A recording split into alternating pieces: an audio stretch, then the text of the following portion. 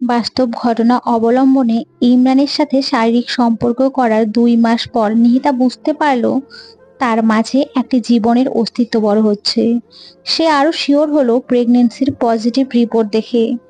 ইমরানের সাথে বেশ কয়েকবার শারীরিক সম্পর্কে লিপ্ত হয়েছে নিহিতা।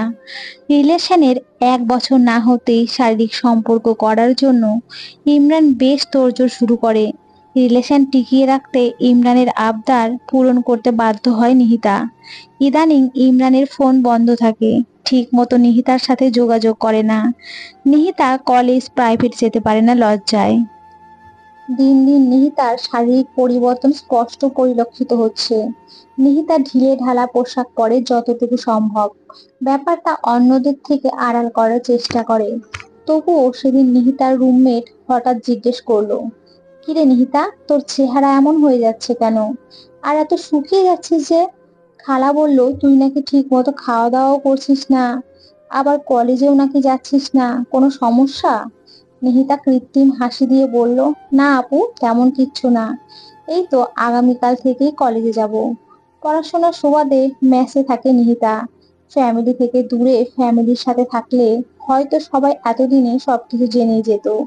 ফ্যামিলির নজর থেকে বাঁচলে রুমমেটদের নজর এড়িয়ে যেতে পারছে না।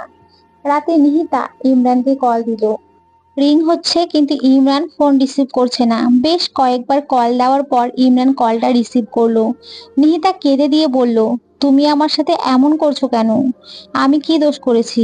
ইমরান বিরক্ত গলায় বলল, দেখ নিহিতা, এমন বাচ্চাদের মতো ন্যাকামি কান্না আমার একদম পছন্দ না। কান্না থামাও, নয়তো ফোন রাখলাম। আর শোনো, এতবার কল দিবা না, আমার জাস্ট বিরক্ত লাগে। শোনো ইমরান, তোমার সাথে আমার একটা জরুরি কথা আছে। এত না পেঁচিয়ে বলে ফেলো, আমি প্রেগনেন্ট। ইমরান অবাক হয়ে বসা থেকে দাঁড়িয়ে বলল। ইমরান রাগান্বিত হয়ে বলল, দেখ নিহিতা, ফাজলামি একদম ভালো লাগছে না। আমি ফোন রাখছি। না প্লিজ, তাছাড়া কি করব?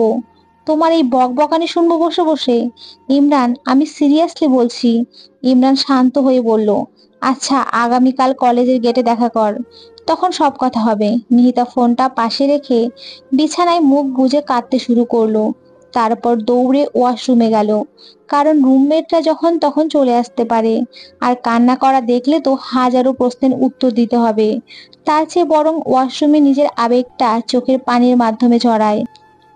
আমরা কষ্টের কারণগুলো অন্যের মাধ্যমেই পাই, কিন্তু কষ্টগুলো আমরা নিজেরাই তৈরি করি। কোনো কষ্টের মুহূর্তে আমরা চাইলেই কষ্টের বাইরে থাকতে পারি, কিন্তু না, ছোট ছোট কষ্টগুলোকে আমরা বড় করে ফেলি।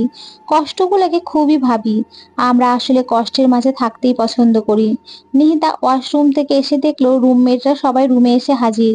একজন বলল, কি রে, এত সময় ওয়াশরুমে কি করছিলি? তোর ফোনটা বেশ কয়েকবার রিং হয়ে কেটে গেল। নিহিতা দৌড়ে যেয়ে ফোনটা হাতে নিয়ে দেখলো মা ফোন করেছে।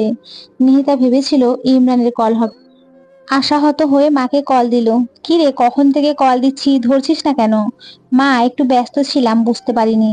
আচ্ছা ঠিক আছে, শোন, তুই যত তাড়াতাড়ি পারিস বাড়িতে চলে আয়। তোর বড় বোনের বিয়ে ঠিক হয়েছে। নিহিতা চমকে উঠল। এই অবস্থায় কোনো মতেই বাড়িতে যাওয়া যাবে না, তাহলে এক কেলেঙ্কারি কাণ্ড হয়ে যাবে। কি রে, কথা বলিস না কেন?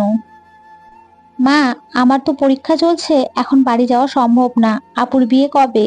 সামনের মাসের শেষের দিকে। আমি তাহলে বিয়ের কয়েকদিন আগেই আসবো। আচ্ছা, সাবধানে থাকিস। নিহিতা ফোনে কথা বলা শেষ করতেই রুমমেট অবনী বলল, কিরে নিহিতা, তোর তো এখন কোনো এক্সাম নাই, তাহলে মায়ের কাছে মিথ্যা বললি কেন? নিহিতা কোনো কথা বলছে না দেখে অবনী নিহিতার বেডে এসে হাত ধরে বলল, কি হয়েছে তোর, বল আমায়। অবনী আরো অবাক হলো নিহিতার চোখে জল দেখে। অবনী নিহিতার ২ সেমিস্টার উপরে পড়ে। নিহিতার সাথে বেশ ভালো সম্পর্ক অবনীর। কি রে, কথা বলছিস না কেন? নিহিতা চোখের পানি মুছে বলল, আপু একটু ছাদে যাবেন? অবনী আর নিহিতা ছাদে বসে মনোমুগ্ধকর পরিবেশ উপভোগ করছে। পরিবেশটা মনোমুগ্ধকর হলেও নিহিতার কাছে তার বিপরীত। অবনী বলল, কি রে, কিছু বলছিস না কেন? আপু, একটা ঘটনা ঘটে গেছে। আরে না বললে বুঝবো কিভাবে, আর সলভই বা কিভাবে করব? আপু, আমি প্রেগনেন্ট। নিহিতার মুখে কথাটা শুনে অবনী অবাকের আরো এক ধাপ উপরে পৌঁছালো। অবনী অবাক হয়ে বলল, কি বলিস এসব, কিভাবে সম্ভব? আপনাকে ইমরানের কথা বলেছিলাম না? শারীরিক সম্পর্ক করার জন্য ও বেশ কয়েকদিন ফোর্স করেছিল। এক পর্যায়ে রিলেশন ব্রেকআপ করতে চাইছিল, কিন্তু আপু, আমি তো ওকে সত্যিই খুব ভালোবাসতাম, তাই রিলেশন কন্টিনিউ করতে। নিহিতা হু হু করে কেঁদে দিল, আর কিচ্ছু বলতে পারছে না। অবনী বলল, ইমরান জানে তোর এই অবস্থার কথা? নিহিতা মাথা দুলিয়ে বোঝালো, হ্যাঁ। ইমরান কি বলল? ও আগামীকাল দেখা করতে বলেছে। আর আমি জানি ও আমাদের রিলেশনের ব্যাপারে এত সিরিয়াস না। বিষয়টি পরে বুঝতে পারলাম। ইমরান ইদানিং আমার সাথে তেমন যোগাযোগ করে না। আপু, আমি এখন কি করব বুঝতে পারছি না। আমার মনে হচ্ছে আমি পাগল হয়ে যাচ্ছি। নিহিতা অবনীকে জড়িয়ে ধরে আবার কেঁদে দিল। অবনী বলল, দেখ, একদম কাঁদবি না। আমি আছি তো তোর পাশে, সব ঠিক হবে। পরের দিন নিহিতা ইমরানের জন্য অপেক্ষা করছে। প্রায় ঘন্টা খানেক দেরি করে ইমরান আসলো। দেখ নিহিতা, গতকাল রাতের কথা যদি সত্যি হয়, তাহলে এখানে আমার কিচ্ছু করার নেই। ভুল দুজনেরই। নিহিতা বলল, তাহলে চলো বিয়ে করে ফেলি। হোয়াট? এখন বিয়ে করে তোমাকে খাওয়াবো কি? আর আমার বাসা থেকে কখনোই এটা মেনে নেবে না। সবচেয়ে বড় কথা হচ্ছে, সামনে আমার পুরো লাইফ পড়ে আছে। এখন বিয়ে করে আমি আমার ভবিষ্যৎ নষ্ট করতে পারবো না। এসব তুমি কি বলছো? তুমি তো আমাকে ভালোবাসো। আর আমার মাঝে যে তোমার অস্তিত্ব বড় হচ্ছে, সেটার কি কোনো ফিলিংস নেই তোমার কাছে? এইসব আবেগী কথা বাদ দাও, অ্যাবর্শন করে নাও। যা খরচ হয় আমি দিব। ইমরান, প্লিজ আমাকে বুঝতে চেষ্টা করো। এখন যদি তোমাকে আমার পাশে না পাই, তাহলে আমি সত্যিই অসহায় হয়ে যাব। আচ্ছা, আপাতত মেসে যাও, আমি পরে বিষয়টি ভেবে বলবো। আর আমি নিজেই ডাক্তারের সাথে কথা বলবো। দুপুরে নিহিতা মেসে ফিরে অবনীকে জড়িয়ে ধরে কেঁদেই যাচ্ছে, কোনো কথা বলছে না। কেউ বলছে নিহিতাকে ভূতে ধরেছে, কেউ বলছে জিনে ভর করেছে, ইত্যাদি ইত্যাদি। কিন্তু অবনী বুঝতে পারছে যে ইমরানের সাথে ওর খারাপ কিছু হয়েছে, যার কারণে নিহিতা সেটা মেনে নিতে পারছে না। রুম থেকে সবাই চলে গেলে অবনী বলল, কি হয়েছে বলবি তো? ইমরান কি বলেছে? নিহিতা চোখের পানি মুছে বলল, ও আসলে আমাকে ভালোই বাসে না আপু, ও অ্যাবর্শন করতে বলছে। শোন, ভুল যেহেতু করেছিস, এখন আর এইটা ছাড়া উপায় নেই। নিহিতা, ইমরানের ছবি আছে তোর কাছে? হ্যাঁ, কিন্তু কেন? দেখি, বের কর, ছেলেটাকে দেখবো। নিহিতার হাত থেকে ফোনটা নিয়ে স্ক্রিনে তাকাতেই অবনীর দুইবার হার্ট মিস হওয়ার উপক্রম হলো, খুবই পরিচিত মুখটা দেখে। এটা কিভাবে সম্ভব? না, এটা কিছুতেই হতে পারে না। অবনী কেমন অন্যমনস্ক হয়ে গেল, মনে হচ্ছে খুব গভীর কিছু ভাবছে। অবনী খুব সাবধানে নিজেকে সামলে নিল। তারপর নিহিতাকে বলল, শোন, চিন্তা করিস না, সব ঠিক হয়ে যাবে। অবনী ওয়াশরুমে ঢুকে মুখে পানি দিল। কিছুতেই মাথা ঠান্ডা হচ্ছে না। শাওয়ার ছেড়ে দিয়ে ঘন্টা খানিক টাইলসের উপরে বসে রইল। শাওয়ারের জল আর চোখের জল এক হয়ে অবনীর মুখ বেয়ে পড়ছে। অবনী ওয়াশরুম থেকে বের হতেই নিহিতা বলল, এত সময় ওয়াশরুমে কি করলেন? আপনাকে কয়েকবার ডাকলাম, কোনো উত্তর দিলেন না। আমি তো ভয় পেয়ে গেছিলাম। এখন ভাবলাম অন্যদের জানাই ব্যাপারটা, আর তখনই আপনি বের হলেন। আসলে মাথাটা খুব ব্যথা করছিল, তাই একটু শাওয়ার ছেড়ে দিয়ে বসেছিলাম। নিহিতা বুকে হাত দিয়ে জোরে নিঃশ্বাস নেওয়ার মতো করে বলল, উফ বাবা, আমি তো সত্যিই ভয় পেয়ে গেছিলাম। অবনী হেসে বলল, ভয়ের কিছু নেই। যা তো, এখন আমি ঘুমোবো। পরের দিন নিহিতা আর ইমরান ডাক্তার সিয়াম আহমেদের চেম্বারে বসে আছেন।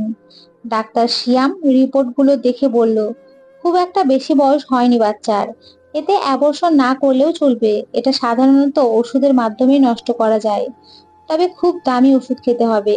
খরচ প্রায় অ্যাবর্শনের সমানই লেগে যাবে। ইমরান বলল, খরচ যা লাগে লাগবে, আপনি বরং ওষুধই লিখে দেন, এটাই ভালো হবে। নিহিতা কোনো কথাই বলছে না, চুপচাপ মাথা নিচু করে বসে আছে। ডাক্তার সিয়াম চশমাটা একটু নাকের উপরে উঠিয়ে বললেন, আচ্ছা, তাই করছি। তবে শোনেন, আর এমন ভুল কখনো করবেন না। যথাসময়ে পিল খেয়ে নেবেন, বা জন্ম নিয়ন্ত্রণের জন্য যতগুলো পদ্ধতি আছে তা ব্যবহার করবেন। কারণ বারবার এমন হলে পরবর্তীতে কিন্তু সন্তান জন্ম দেওয়ার ক্ষমতা হারিয়ে যাবে। একেবারে খুব একটা রিস্ক নেই, তবুও কি হবে বলা যাচ্ছে না। ইমরান নিহিতার দিকে তাকিয়ে বলল, অল রাইট। নিহিতার চোখে জল, কাজল দেওয়া হয় না ইদানিং। কাজল থাকলেও নিশ্চিত চোয়ালে লেপ্টে যেত।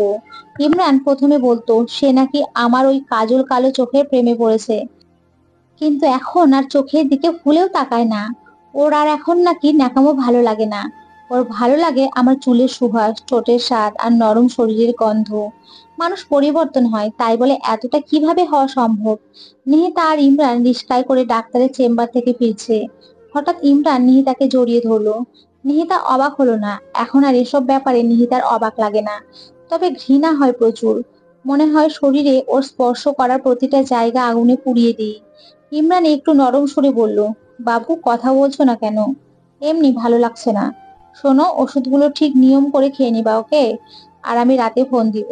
ইমরান আবার পরিবর্তনের অভিনয় করছে। ইমরান আবার বলল, আমি জানি তুমি আমার উপরে খুব রাগ করে আছো। আচ্ছা আমি কি করব বলো তো? এই সময়ে এমন খবর শুনলে কারো কি মাথা ঠিক থাকে? প্লিজ কথা বলো। নিহিতা কিছুই বলছে না। ইমরান এবার নিহিতার হাত ধরে বলল, আর এমন হবে না, প্লিজ মাফ করো। নিহিতা তবুও কিছু বলছে না। মানুষ এমন একটা প্রাণী যার আবেগের পরিমাণ অনেক।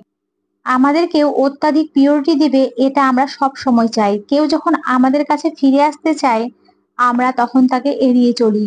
আর যখন কেউ আমাদের ছেড়ে চলে যেতে চায় আমরা তাকে আরো আঁকড়ে ধরি। কিন্তু বাস্তবে একটা কথা আছে, বিনা স্বার্থে কেউ তুলার বোঝাও বহে না। চারপাশের মানুষের সাহায্যের মধ্যে একটা স্বার্থের গন্ধ থাকবেই। নিহিতা 1 ঘন্টা ধরে গোসল করলো আজ। ইমরান আবার আগের মতো আচরণ করছে, তাই নিহিতা খুব খুশি। যদিও রিস্কায় ইমরানের সাথে একটা কথাও বলেনি। নিহিতা আনুষঙ্গিক কাজ সেরে বিছানায় বসে অবনীর উদ্দেশ্য বলল, আপু আপনি গতকাল রাত্রে কি যেন বলতে চেয়েছিলেন? অবনী মনমরা হাসি দিয়ে বলল, মনে পড়ছে না? মনে পড়লে বলবো। আর তোকে আজ এত খুশি খুশি লাগছে কেন? মনে হচ্ছে মুড খুব ভালো। নিহিতা অবনীর বেডে বসে বলল, ইমরান আবার আগের মতো আচরণ করছে। ও মাপ চেয়েছে জানেন, আমি এখনো মাপ করিনি। ওর সাথে কোনো কথাই বলিনি। ঠিক করিনি আপু। ওকে একটু প্যারা দেওয়া উচিত। অবনী বলল, ও তাহলে তো ভালো। আচ্ছা তোকে একটা প্রশ্ন করি। কি প্রশ্ন? আহা এত পেঁচাচ্ছিস কেন? উত্তর দিবি ঠিক ঠিক। নিহিতা হেসে বলল, আচ্ছা। আচ্ছা ইমরান ছেলেটা কেমন লাগে তোর কাছে? আপু হঠাৎ এই প্রশ্ন? যা বললাম তার উত্তর দে। ভালো। আচ্ছা মনে কর ওর 4-5টা প্রেম আছে, তখন তুই কি করবি? সিরিয়াস নিস না, জাস্ট বলছি।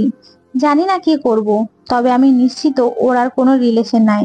অবনী বেড থেকে উঠে জানালার গ্রিল ধরে দাঁড়িয়ে বলল, একটা সত্য ঘটনা শুনতে চাস? নিহিতা উৎসাহিত কণ্ঠে বলল, হ্যাঁ বলেন।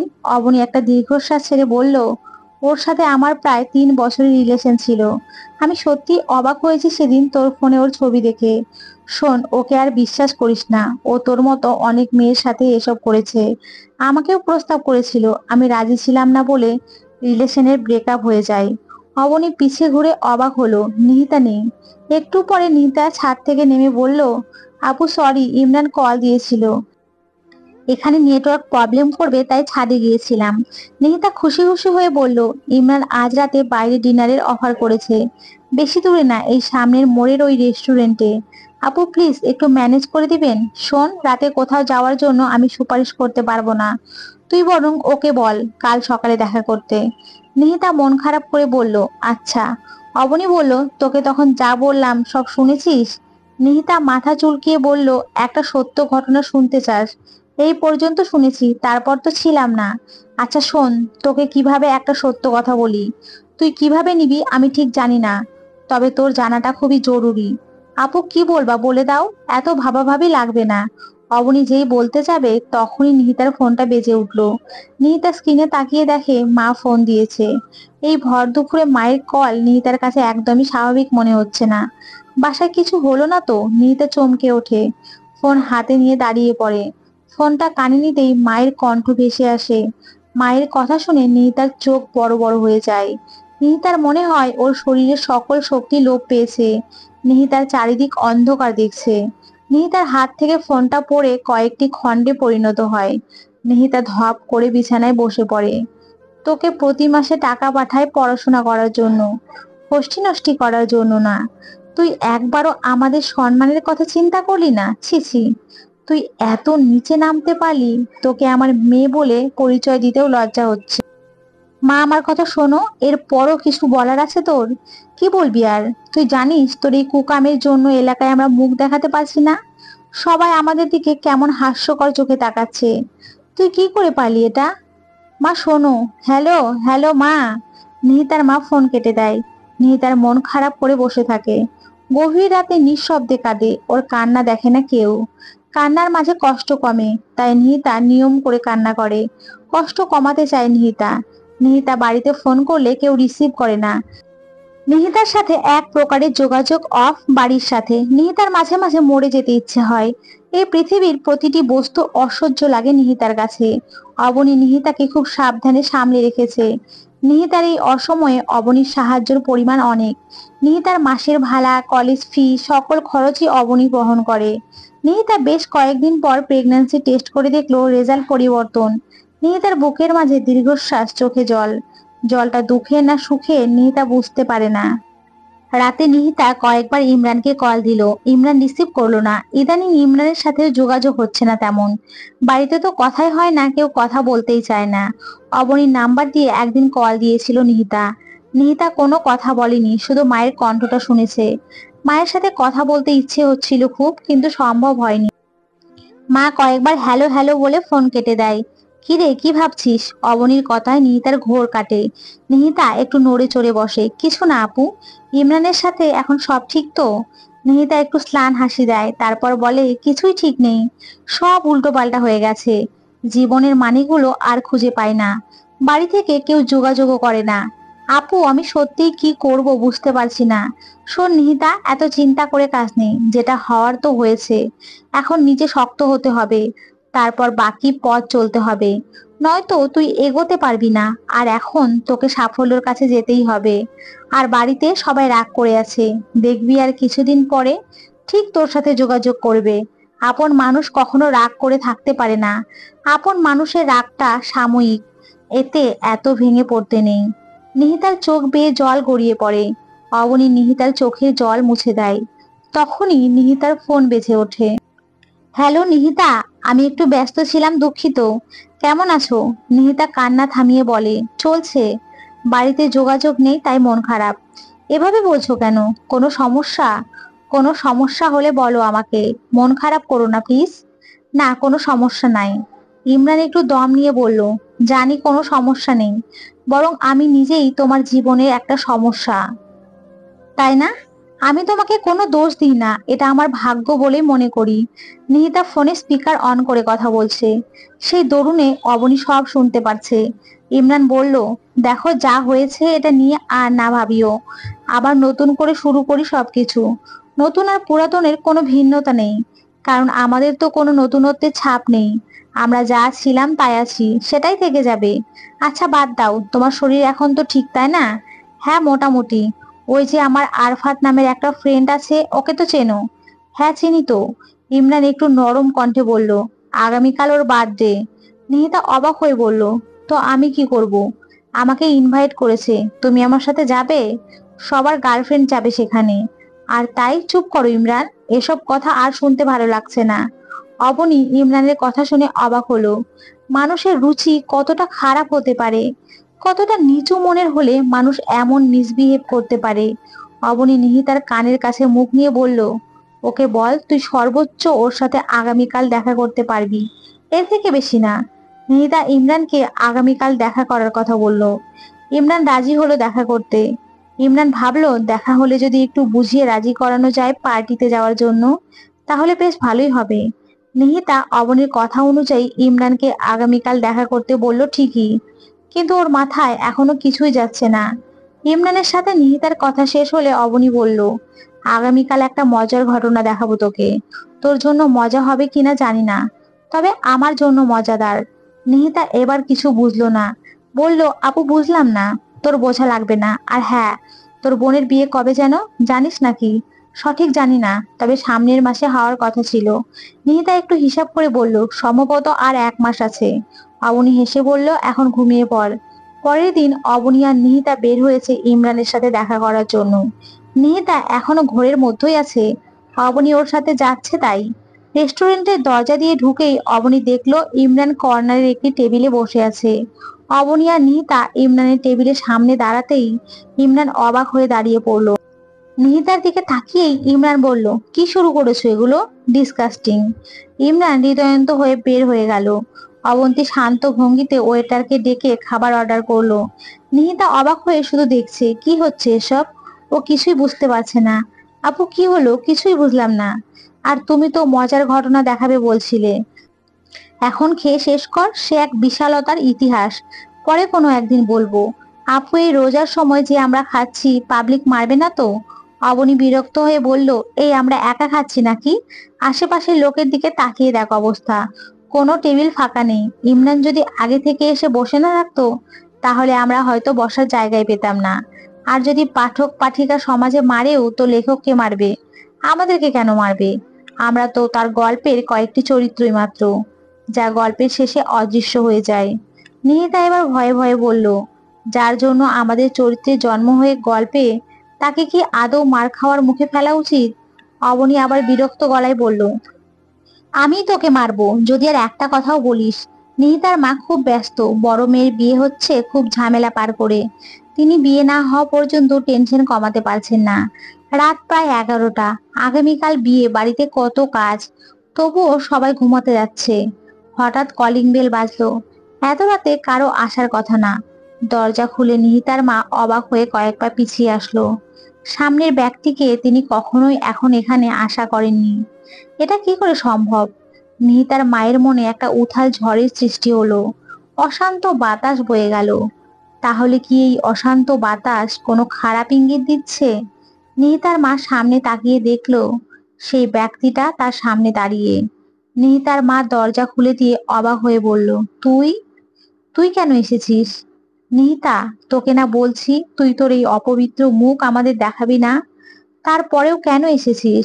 বোনের সুখ সহ্য হচ্ছে না, আগামীকাল বিয়ে, কি অলক্ষণ বাঁধাতে এসেছিস? নিহিতা মায়ের পা জড়িয়ে ধরে বলল, দেখো মা, আমি আর পারছি না। তোমরা কেউ আমার সাথে যোগাযোগ করো না, আমি এভাবে তো মরেই যাব। আমার খুব কষ্ট হয় মা। নিহিতা প্লিজ, যদি বোনের ভালো চাস, তাহলে এখনই এই বাড়ি ছেড়ে চলে যা। নিহিতা মায়ের কথা শুনে নিস্তব্ধ হয়ে গেল। মায়ের কাছ থেকে এমন কথা শুনতে হবে নিহিতা কখনো ভাবেনি। নিহিতা কেঁদে দিয়ে বলল, মা, আমাকে এত বড় শাস্তি দিও না। আমি তোমাদের ছেড়ে থাকতে পারবো না। তোমাদের ছেড়ে থাকতে আমার খুব কষ্ট হয়। নিহিতা প্লিজ চলে যা, আমি আর নিতে পারছি না। এমনিতেই খুব প্রেসারের মধ্যে আছি। নিহিতা ব্যাগ হাতে নিয়ে বের হয়ে আসে। নিহিতার মা দরজা লাগিয়ে দিতেই অবনী বলে ওঠে, 1 মিনিট আন্টি। নিহিতার মা পাশে তাকিয়ে দেখে একটি মেয়ে দাঁড়িয়ে আছে। তিনি একটু হাস্যকর ভঙ্গিতে নিহিতার উদ্দেশ্য বললেন, সুপারিশ করার লোক নিয়ে এসেছিস? মা, চুপ, একদম কথা বলবি না। অবনী বলল, নিহিতা একটা ভুল করে ফেলেছে, তাই বলে আপনারাও যদি একই ভুল করেন তাহলে ব্যাপারটা কেমন দেখায়? দেখো মেয়ে, আমাকে বোঝাতে এসো না। চেঁচামেচির শব্দে সবাই একত্র হয়েছে।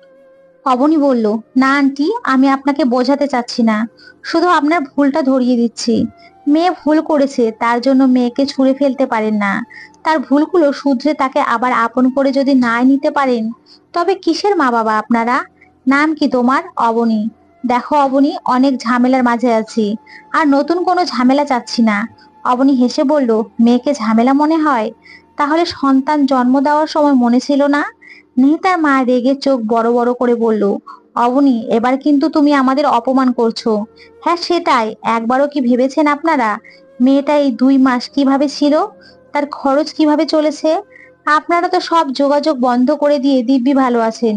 দেখো অবনী, আমাদের পারিবারিক ব্যাপার কোনো কথা বলবে না, এই অধিকার তোমার নেই। আর আমরা মেয়েকে কি দিয়েছি না দিয়েছি তুমি জানো? আমরা যদি না দিই তাহলে কি তুমি দিয়েছো? হ্যাঁ, আমি দিয়েছি।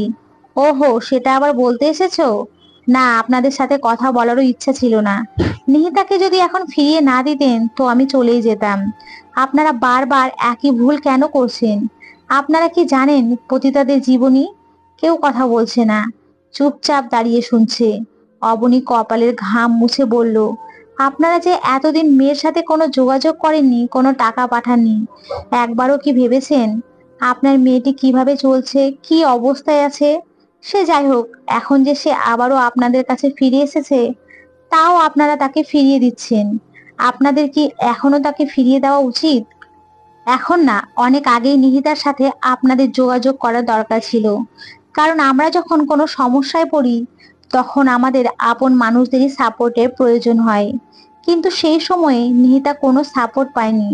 এটা ছিল হয়তো আপনাদের জেদ। কিন্তু আপনারা যদি ওর এই ছোট্ট ভুল ক্ষমা করতে না পারেন, তাহলে অন্য মানুষ কিভাবে ক্ষমা করবে? আর এখন যদি আপনারা নিহিতাকে গ্রহণ না করেন, তাহলে ওর হাতে 2টা পথই আছে, এক আত্মহত্যা, 2 পতিতালয়। আপনারা হয়তো জানেন না, প্রতিটা পতিতার জীবনই ঠিক এমন। হয় প্রেমিক বেঁচে দিয়ে যায়, নয়তো পরে মা বাবার না মেনে নিলে তারা পতিতালয়কে আশ্রয় কেন্দ্র বানায়। হ্যাঁ, আপনারা বলতে পারেন এসব না করে জব করলেও তো হয়। এটা একটা হাস্যকর টপিক। বাংলাদেশ এখনো এতটা উন্নত হয়নি। মাস্টার্স পাশ করা স্টুডেন্ট বেকার, আর নিহিতার মতো সকল মেয়েই প্রায় এমন ভুল করে থাকে। তারা চাকরি পাবে কোথায়? নিহিতা এবার আস্তে করে বলল। আপু চুপ করেন, আর কিছু দরকার নেই। চলেন এখান থেকে। হ্যাঁ, যাব। তবে আমি একা। এই বাড়ি তোমার, এখানে তোমার অধিকার আছে। তাই তুমি এখানেই থাকবে। তুমি তোমার অধিকার থেকে বঞ্চিত হতে পারো না।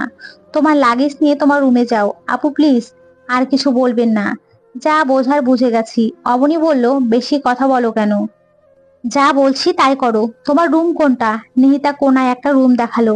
অবনী বলল, যাও রুমে যাও। নিহিতা কি করবে ভেবে পাচ্ছে না। নিহিতা স্ট্রেট দাঁড়িয়েই আছে। অবনী এবার ধমক দিয়ে বলল, কি হলো, দাঁড়িয়ে আছো কেন? যাও বলছি। নিহিতা এক পা এগোতেই ওর মা বলল, দাঁড়াও। নিহিতা মনে মনে ভাবছে, ঘাড় ধাক্কা দিয়ে বের করে দেওয়াটাই বাকি ছিল। এবার বুঝি সেটাও হবে। নিহিতা ভয়ে ভয়ে মায়ের দিকে তাকালো। নিহিতার মা বলল, ওই রুমে আত্মীয়রা শুয়েছে, তুই তোর বড় আপার রুমে যা। আর সবাই যার যার রুমে যাও। আগামীকাল অনেক কাজ আছে, এই ফালতু ব্যাপার নিয়ে পড়ে থাকলে চলবে না। আর নিহিতা শোন, তুই আগামীকাল এক মুহূর্তের জন্যেও ঘর থেকে বের হবি না। সবাই চলে গেছে, নিহিতা আর ওর মা ওখানেই দাঁড়িয়ে আছে। অবনী বলল, নিহিতা নিজের খেয়াল রাখিস। আসি। আর ফোনে কথা হবে কেমন? আন্টি যদি ভুল কিছু বলে থাকি তো ক্ষমা করবেন। মানুষের জীবন খুবই বৈচিত্র্যময়। কখন কিভাবে জীবনের মোড় ঘুরে যায় কেউ জানে না। নিহিতার সাথে বাড়ির সবাই আবার আগের মতো আচরণ করে। নিহিতার মনেই হয় না ওর জীবনে একটা ঝড়ের অস্তিত্ব ছিল। সেই থেকে ইমরানের সাথে আর কোনো যোগাযোগ নেই নিহিতার। নিহিতা আর রিলেশনে যেতে চায় না। সে প্রতিষ্ঠিত হতে চায়। সেই সব কিছুকে পিছনে ফেলে এই সমাজের প্রতি একটা অনুরাগ নিয়ে এগিয়ে চলতে চায়। আর অনুরাগগুলোই সব সময় সফলতার মূল কারণ হয়ে দাঁড়ায়। আমরা নিজেরা কখনোই নিজেদের জীবনের গতি পরিবর্তন করতে পারি না। এর জন্য আল্লাহর কাছে প্রার্থনা করা প্রয়োজন, এবং কারো সাহায্যের প্রয়োজন। কেননা আমরা সবাই অন্যের উপরে নির্ভরশীল। নিহিতা নিজের পায়ে দাঁড়িয়ে এই সমাজকে দেখাতে চায়, ঊর্ধ্বতন ইচ্ছা আল্লাহ সফল করতেই পারেন। নিহিতার জন্য সবাই দোয়া রাখবেন, সে যেন তার লক্ষ্যে পৌঁছাতে পারে। পরিশিষ্ট, মানুষ ভুল করলেই তাকে ছুঁড়ে ফেলে দিও না, বরং সে যদি ভুলটা বুঝতে পারে তবে তাকে সুযোগ দাও, ভালো ব্যবহার করো। যেহেতু এটি একটি বাস্তব ঘটনা অবলম্বনে, তাই এর মাঝে অহরহ শিক্ষা লুকিয়ে আছে। সেগুলো থেকে বিরত থেকে এগিয়ে চলুন। তো বন্ধুরা, তোমরা সকলে খুব ভালো থেকো, সুস্থ থেকো। সকলকে অসংখ্য ধন্যবাদ।